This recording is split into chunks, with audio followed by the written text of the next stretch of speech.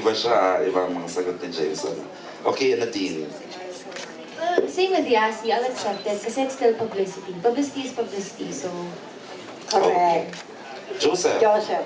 Yeah, like what they said na, yun nga, it's still publicity. And also, it also gives flavor to your, to your image. Like, hindi naman pwedeng puro positive lang, di ba? Parang nagkakaroon ng story yung image mo. And, yun. Okay, thank you. Isa na lang may phone-in kaya to. Kaya Direk Andoy. Andoy. Direct may phone-in question. Kung totoo daw ba tinanggal niyo dito si Andre Paras? Hindi po totoo. He wasn't really originally part of this project. Kasi iniiwasan namin yung maging kamukha ng Diary ng Pangit. Kasi hindi naman yun yung kwent. I mean, ito ay hindi naman sequel ng Diary ng Pangit. This is another film, another material.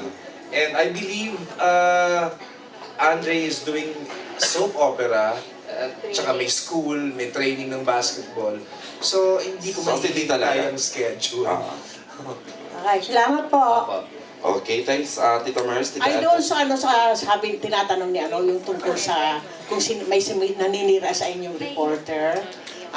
Ang may advice ako sa inyo, let your prospective managers confront the writer para sa kanya magalit. Hindi sa inyo.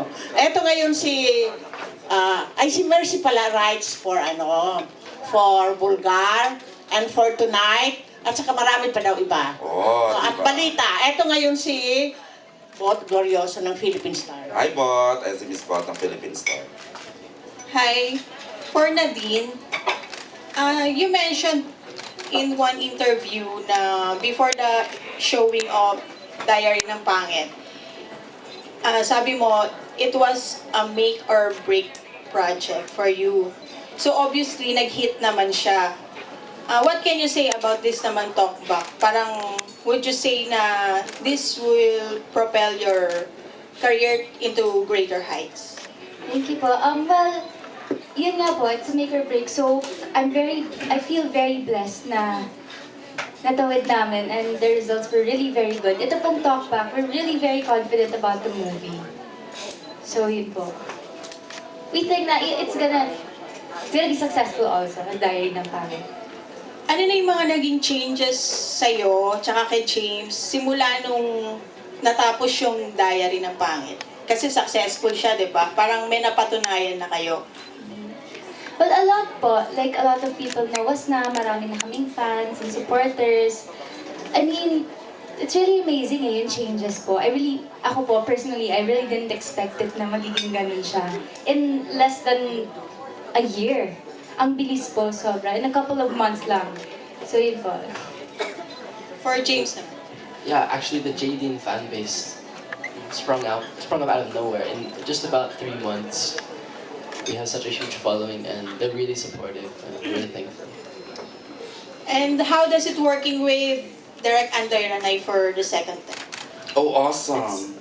It's a lot more fun this time. It is. It's a lot more fun. We're already so comfortable with Direk Andoy and he gives great direction. He's so helpful and he's so fun on the set. He keeps it light and happy. Nadine. Well, si Direk, I love Direk Andoy kasi he's very maalaga with us. Tapos, very OC siya with everything. Pag alam niyang hindi mag-work, hindi niya talaga tinutuloy. So, and si Direk, he's like a teacher to me. Pag nasa set kami, tinuturuan niya ako. As in, with everything po. Stricto ba siya? When he has to be. He's strict. What's that? Strict. Are you Strict ako? No, I'm not strict. Hindi naman strict tong do this, do that, don't do this, don't do that. I let my actors do their interpretation. Kasi matatalino naman silang mga artista. Hindi naman sila kailangan 1 plus 1 is 2, di ba? I let them be. Because yun yung first assignment nila. When Boss Viva gave me this project, I told my actors, yung nag-usap-usap kami na please read the book. Doon tayo magsisimula lahat. Before pag dumating yung script ni Keiko. Kasi dun mo mas maiintindihan yung characters, di ba? Yung nuances, wala na dun sa libro. May mga tinanggal na mga scenes o mga scenes si Keiko from the book na wala na dito sa pelikula na baka hindi nila maintindihan pag hindi nila binasa yung libro. So, yun yung assignment nila. Yun yung una kong binigay na assignment. So, hindi naman ako strict. Kasi pagka mali naman yung ginagawa nila, I correct them. Yung sasabihin ko, no, it should be like this. Ganyan. I guide them because I really want it to be a collaborative effort from everyone.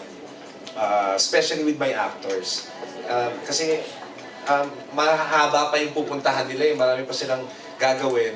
So ayokong ma-install sa isip nila na ganito yung ma-instill sa isip nila na ganito